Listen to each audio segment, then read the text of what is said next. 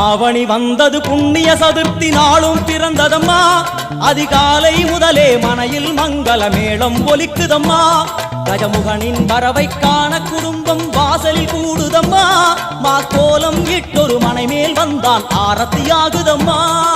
கணபதி ராஜா வந்தார்